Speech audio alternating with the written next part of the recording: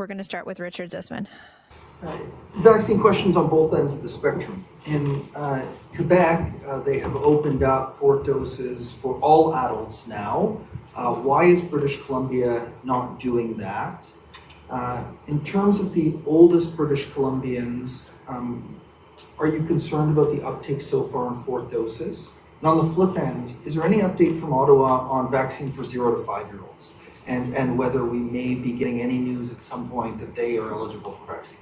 Yeah, so there is a little bit of news. I'll start with the second one, and it's not 0. We do know that the developing immune system probably doesn't respond to vaccination and has some protection from your mother or your up to about 6 months. So we do know Moderna has put into Health Canada submitted data for 6 months to 5 years of age.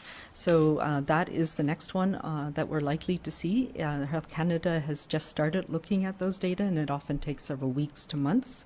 It has not been approved for use anywhere in the world yet, but it's good to know that that's coming.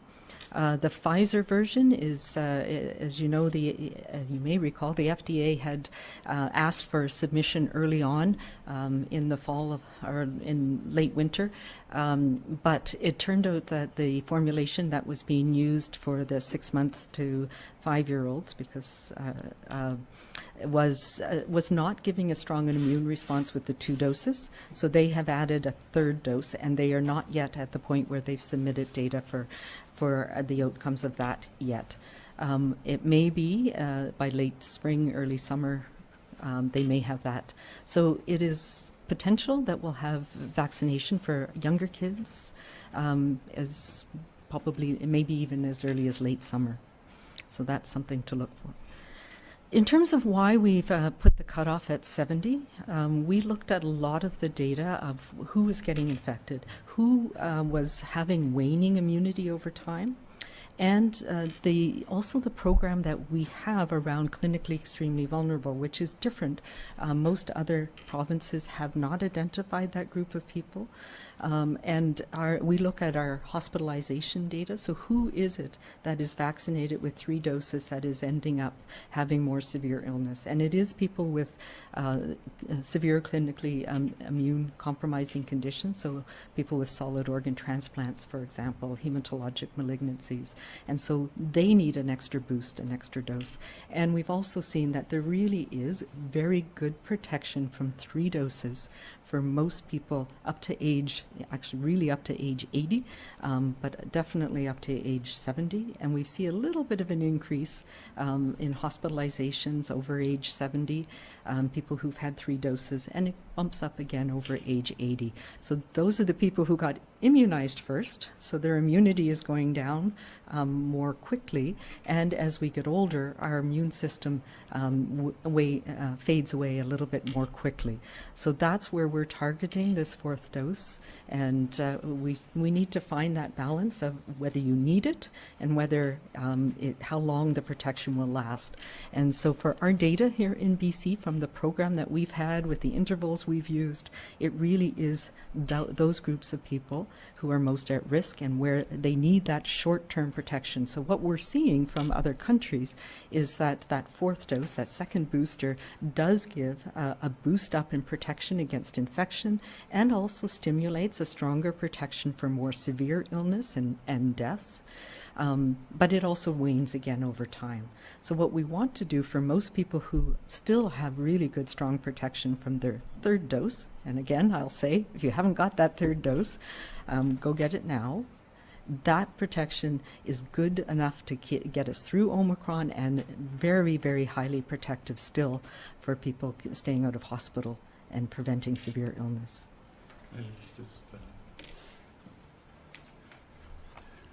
I think Dr. Henry did a good job on sub-questions 2 through 6 there, Richard. But I would just say, just on the first one, I think you asked about how it's going in terms of take-up.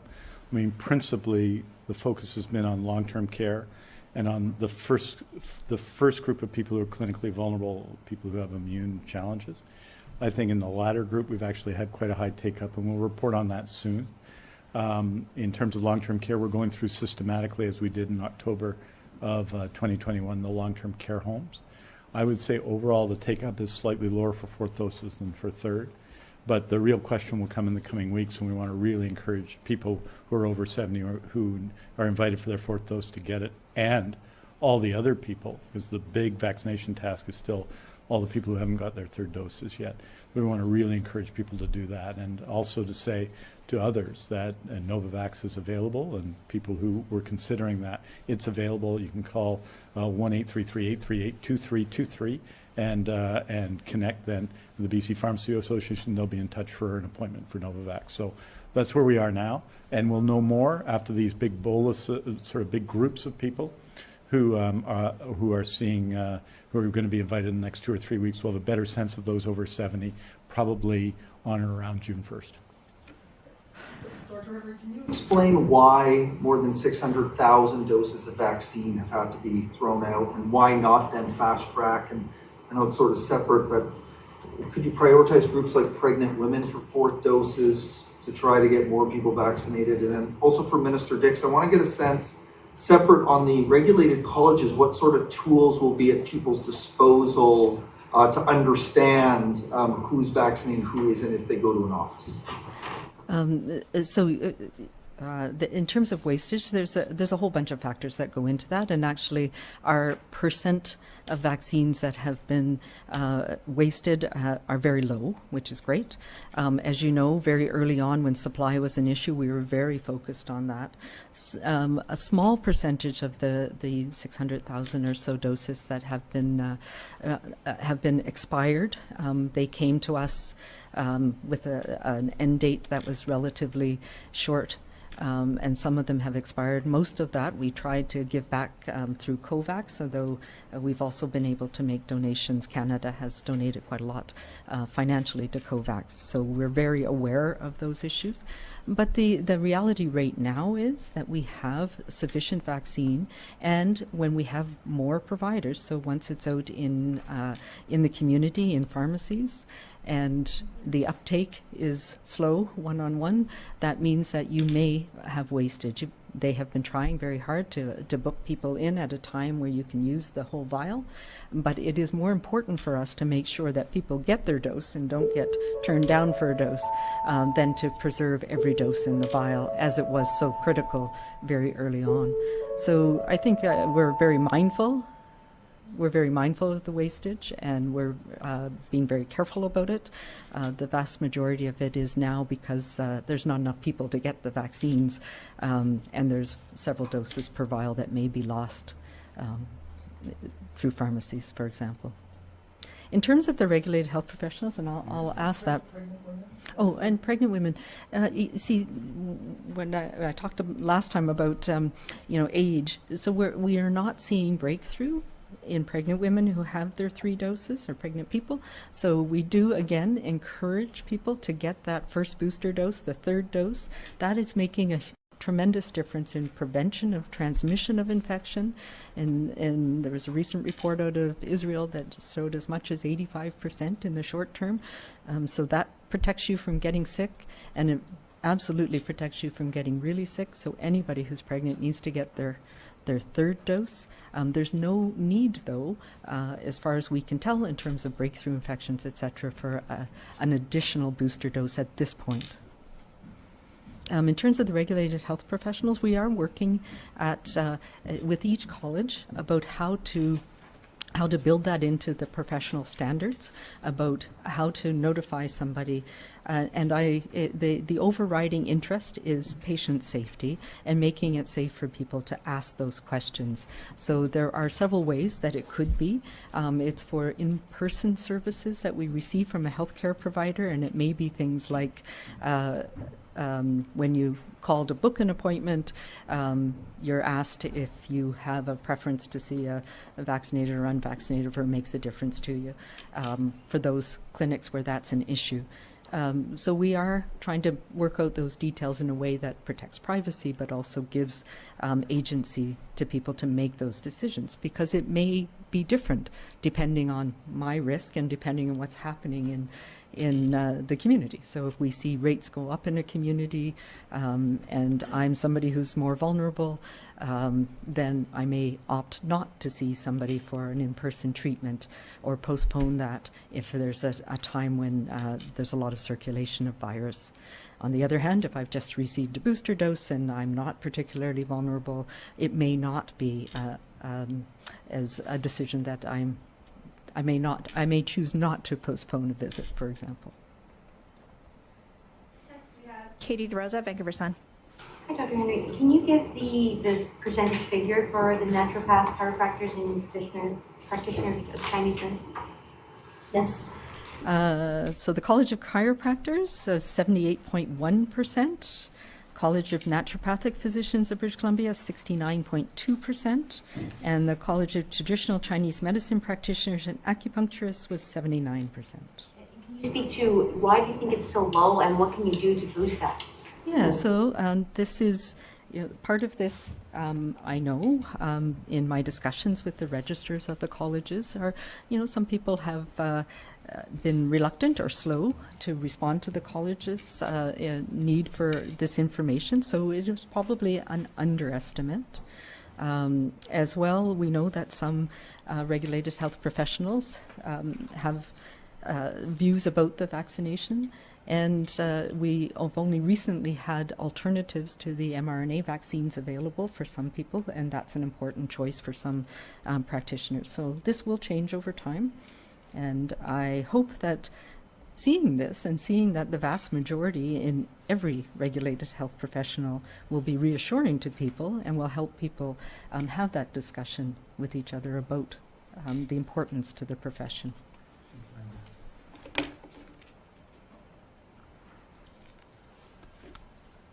I would say, and all of the detailed numbers will be shared with you in a press release. And in addition to that, we'll provide the list of the number of registrants, so you have a sense of the size of these health professional colleges, which I think will be valuable. I say this, though, the group of people that will be, I think, most unhappy with those results are the vast majority of people in those three colleges who are vaccinated. Will be the naturopathic physicians who have first volunteered, became part of our vaccination programs, for example, in Vancouver Coastal Health and in Fraser Health. And all the people who work in that sector, they'll be disappointed with that because if you look at the 18 health professional colleges, and nurses will be well north of 95% when those numbers are released. They are now in our numbers for the healthcare system. All of the health professional colleges, except those three, are in the 90% range. And I think those are very good results. And I think those numbers will be higher there. And the vast majority of people in those three professions are vaccinated. And I think it's that group of people which may have more concerns with some of their colleagues who have, for whatever reason, chosen not to be vaccinated. And but that's the reality we're facing. The public can see that now. And all of these professions have robust debates within them, I'm sure. And I'm sure this will be a subject of discussion amongst all of those as we seek to raise vaccination rates amongst every group in society. Thank you. We're going to go to the phone now. And first question is from Justine Hunter. Thank you. Dr. Henry, do you believe that the public should know whether an individual practitioner is vaccinated or not? It sounds like privacy is kind of gotten in the way of that level of disclosure. Yeah, so what we are working through is how to make it so that it's not a personal disclosure of personal information in a way that protects the practitioner, but the overriding public interest is patient safety, and that is our overriding interest. So it has to be done in a way that doesn't put a person who has concerns about receiving certain services in person and wants to make that informed decision themselves, doesn't put them at a disadvantage. And I say that in a way, one of the programs that we've talked about a lot is it's okay to ask your healthcare provider if they clean their hands. Well, I know that many people, including when I was supporting my grandmother-in-law when she was in hospital, she would never ask because she was afraid that it would somehow be held against her, or that she was afraid to ask those questions. So we don't want to put people in those positions, particularly people who are feeling very vulnerable. So I am working with the colleges, and we all have the same goal, to make sure that people are comfortable receiving those services and feel safe to do it. So we're working through the details of what that will look like, but it will be a process that will do its best to protect the privacy of individual practitioners, but give people the information they need to make an informed decision. Justine, do you have a follow-up? I do, thanks. Dr. Henry, just from reading your work over the years, I think you've been a real advocate for vaccination of medical practitioners, and I'm just trying to get a sense of whether your objective here is to ensure that an individual can find out whether a practitioner that they want to see is vaccinated or not, or whether you believe that the privacy rights of those practitioners is a higher value. Like everything, nothing is simple on this, and yes, I've done a lot of work on things like bloodborne pathogens, healthcare workers infected with bloodborne viruses, and the risk to the health setting. So, and there is ethical principles around protection of privacy that are very, very important, and there's principles around patient safety that trump everything. So it is finding that balance, and I don't know, there are ways that we can do that. We've done it for surgeons who are infected with HIV, for example, people who have hepatitis. So we have models that we can use, and we're just working through how to do that. Next question is from Lisa Yuzda.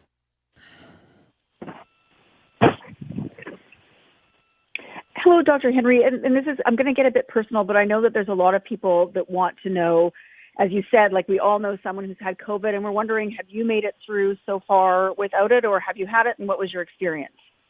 No, I've managed to clean my hands enough, I guess, and wear masks in the right places, but no, I have not yet, but I do know that I've been around people that have, and I think we see the results of vaccination and how protective it is.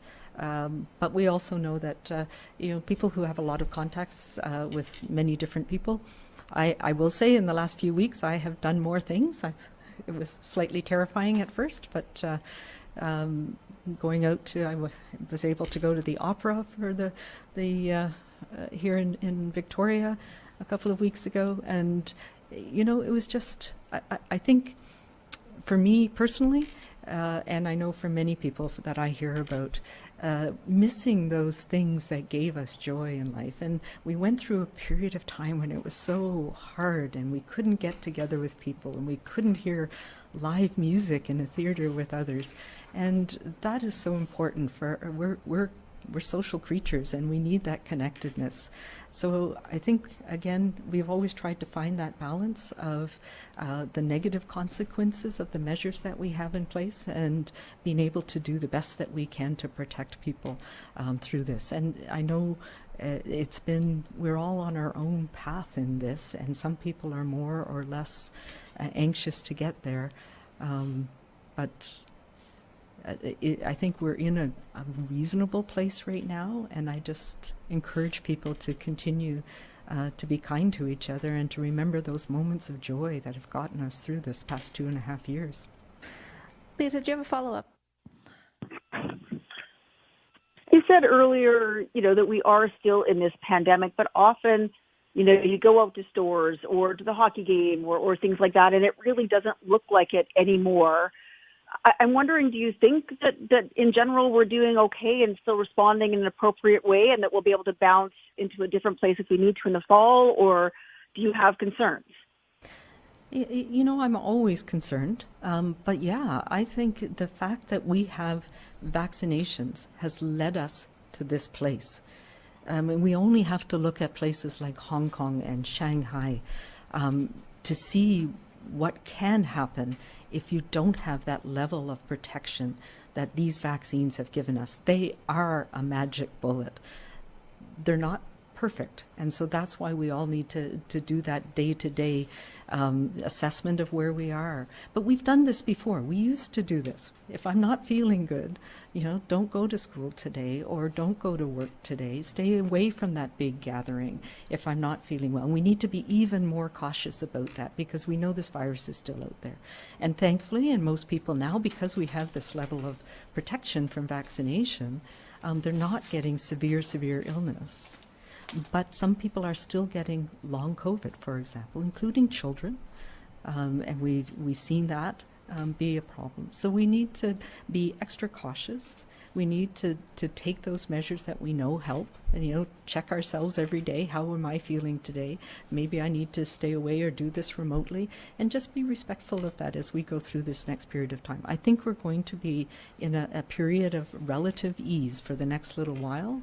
But we all have to pay attention to what might happen in the fall. And if we look at data around the world, I mean, it's shocking to think, but there's close to 1 million people now who have died in the United States, at least recorded, and probably more.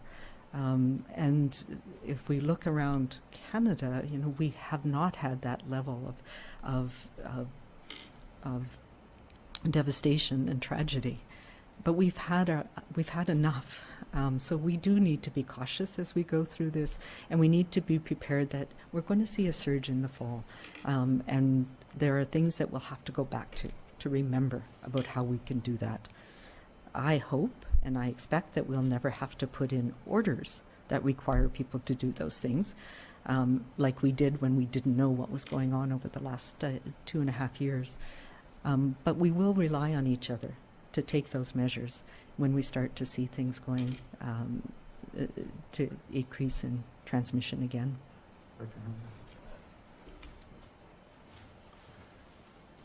You know, I would say, Lisa, that we're in a very challenging period for the healthcare system. It should be said, though, that we have similar levels of people off sick, and a lot of this, and the principal difference between now and other times is COVID-19, as we did in January, which people will recall was at the height of the Omicron variant of concern.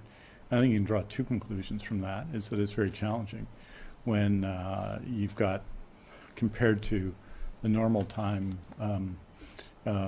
this week we had between 17 and 18,000 people who missed at least one day. It doesn't mean they're off sick all day, but at least missed one day as a result of that across the healthcare system. And that's a significant number of people. Now, there are always, because it's a huge healthcare system and a huge number of employees, a lot of people off sick, but this presents challenges for everyone else. And I think as well, you're seeing, because of what's happening in society, a return to healthcare as well in a dramatic way just at this time. So I think people have to keep in mind that it's happening. The second thing I'd say, though, is some extraordinary things are happening in spite of that. Consider that, and consider that we had one of our most recent reporting period, most significant number of surgeries that we've ever had in the BC healthcare system. In spite of that, it shows how dedicated, how hard people are working on producing the best possible outcomes. But this is a challenging time because the pandemic is still here.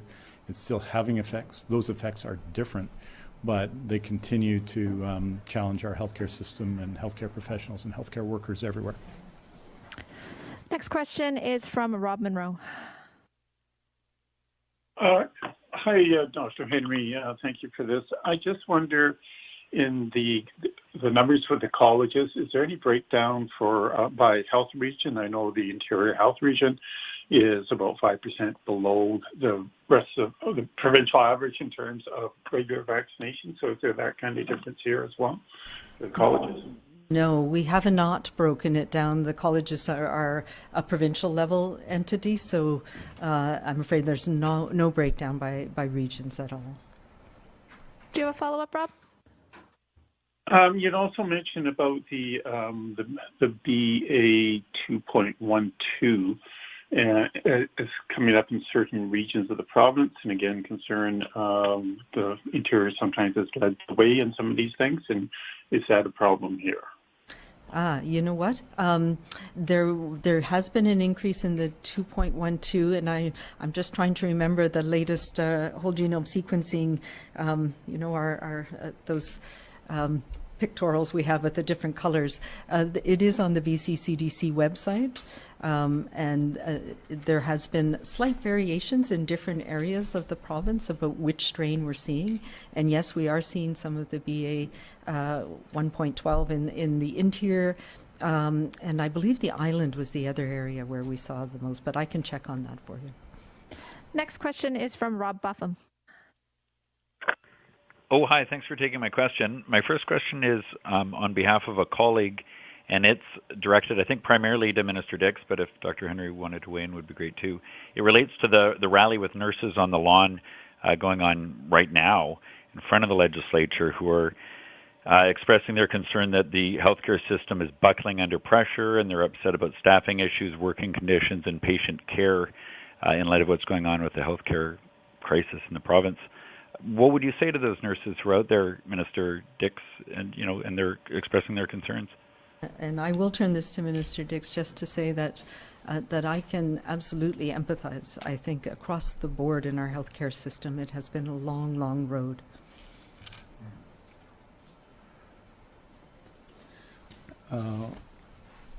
It's a long road, and it's one we're still on. The COVID-19 public health emergency was declared we started dealing with it in healthcare at the beginning of 2020.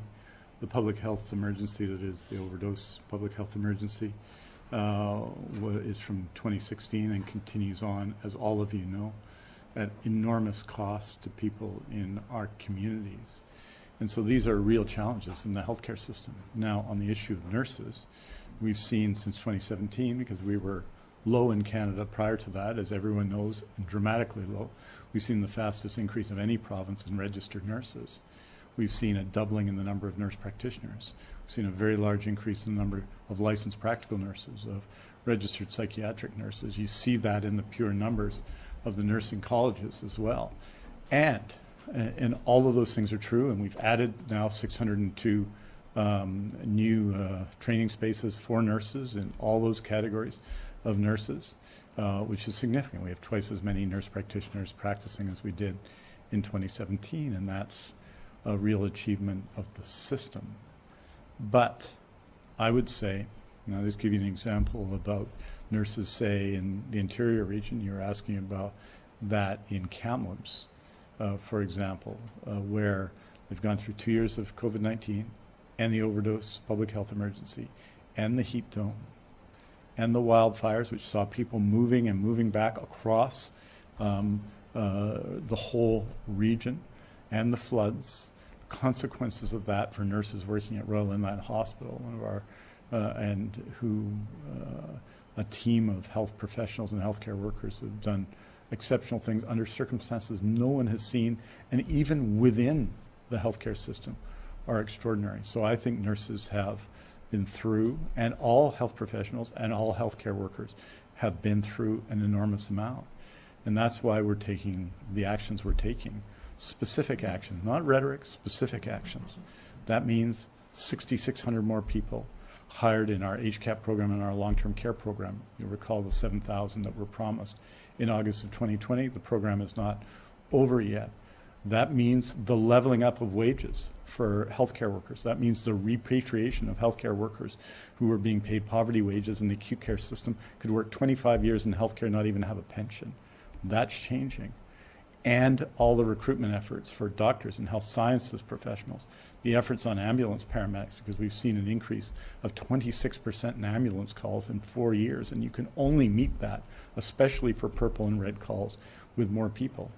And still, it has been immensely difficult. And today, not some other day, but today, it's extremely challenging with the number of people, largely due to COVID-19, off sick, and the challenges of the healthcare system, of people in many cases returning to the healthcare system. It's a difficult time, and our nurses are doing incredible work, and I am with them. why I was with them at the vigil last night, why we're in regular work consultation with them, why on some of the proposals I mentioned we're working with them to see that they're implemented, and why, and importantly, in health human resources, we got to take steps to make sure we retain those nurses we have, experienced nurses we have. And so I would say to them that I have heard their message now, but not just now, during the height of the Delta variant, in the early days of the pandemic, when nurses didn't just serve as the outstanding health professionals they are, but sometimes and often as the only family people had when circumstances in both long-term care and acute care had provided less access. Those are moments in all of these public health emergencies that no one involved will forget. No one involved will be unchanged by. And what we can do now is to respond and continue to build together a better healthcare system for the future. Do you have a follow-up question, Rob? I do. Thanks for that. My question is, we've talked about the fact that we are still in what's been called a pandemic. I've heard people describe it as we're still in the 6th wave. I don't know if you want to weigh in on that, Dr. Henry, but I'm most curious to know about, this idea of motivating more people to get a booster shot, as well as having a higher rate of vaccination for kids, because BC does trail behind other provinces in that regard. Do you think part of the challenge now is that so many people, as we've talked about, know someone who's had COVID recently and it's been relatively mild compared to what it would have been earlier or what people expect? Yeah, I think part of it's that. I'm not sure the wave terminology, I've never been a fan of it, but I'm not sure it's particularly helpful. We're going to see it come and go over time. And yes, we saw from the National Advisory Committee on Immunization that we do get a boost in immunity from infection, and that combination of being vaccinated and then having particularly Omicron, even a mild infection, that does give you a boost. But it's relatively short-lived. So now's the time. If you had an infection in January or February, it's time to get that booster dose now. And I know many people had put it off because they had a recent infection. And the National Advisory Committee says, 3 months, as long as 3 months to put off getting that extra dose, and that gives you the boost on the boost instead of just having them too close together. So if you have had a recent infection, now's the time to get your booster. It's going to help maintain that protection and maintain protection as we go into the next phase of whatever comes at us next. So it is really important. Same with children. I know there was a lot of young people who had infections over the last couple of months. That doesn't mean you don't need the vaccine. The two of them work together. It gives you better protection in the long run. And we are starting to see, young children from other jurisdictions in the world where even mild infections can lead again in younger people to long-lasting complications from COVID-19. So it is important to get immunized, to get protected, and now's the time to do that. Appointments are available in pharmacies around the province. I know it's easy right now. There's lots of availability, so I encourage people to go out and get that extra protection. Our next question is from Karen Larson, CBC. Oh, hi there. Thank you very much. Can you hear me? Go ahead. Okay. Thank you. My question is, have you detected any cases of childhood hepatitis in BC, and are you seeing any links with COVID? So yes, this is one of those things that we've been watching along with our colleagues across the country. We have a case definition, and it is a reportable condition in British Columbia. I put a notice out to all physicians about that last week to remind them that this is a new phenomenon. We still don't yet understand. It is mostly causing illness. We're up to about 200 reported cases worldwide in younger children, most of them under the age of 5. There has been a stronger association, not with SARS-CoV-2 or COVID infection, but with an adenovirus infection, particularly adenovirus 41. We have had one case under investigation here in British Columbia, but they turned out not to be related to this. So currently we do not have anybody who meets the probable or confirmed case definition here in BC. But we are watching and we're working with our pediatric colleagues. Yeah, so this is still a bit of a mystery. Globally, there's a lot of looking into it. We have a very detailed, what we call case report form. If you're interested, it's on the BC CDC website to help us get a better understanding of each individual case and what might be the link. There is some speculation that it could be related to co-infections, either with SARS-CoV-2 or with some other infection or something that we just don't know yet. So that is a really intriguing investigation, and we're monitoring for it here, but no, we have not seen any cases here in BC yet. Karen, do you have a follow-up? I was hoping to get that answer in French, if at all possible. If it's not, I'll ask another question that maybe I could get an answer in French for, if we can make this work. Sure. Ask your second question, and maybe you can answer both. Sure. Okay, great. So in French, I'm sorry, I'm just scrolling through our list here.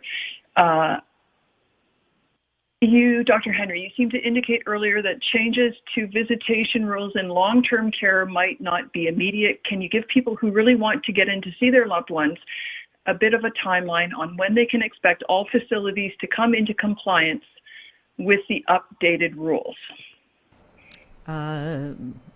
My understanding is that those are in effect now. I don't know that any facilities are not in compliance. So there are no limitations. There still is a requirement for testing and for visitors to be fully vaccinated. We know that there still is transmission happening in long-term care homes, and as we know, it can be devastating when it gets into care homes.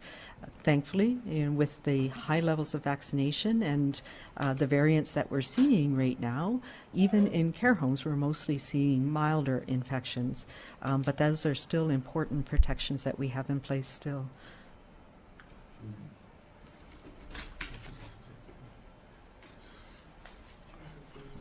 Juste pour, premièrement, pour la question des foyers à l'habitation au long terme, je pense que les règles sont toujours en place. Et donc, je pense que la seule exception à cela, c'est qu'il vous faut être vacciné, absolument, pour visiter quelqu'un. Et deuxièmement, il faut faire un test rapide.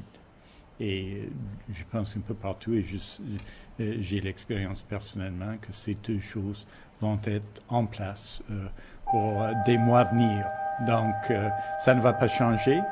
Mais en général, le changement des règles sur la visitation a déjà été lu il y a quelques temps. Merci beaucoup. Thanks very much. And we'll see you soon.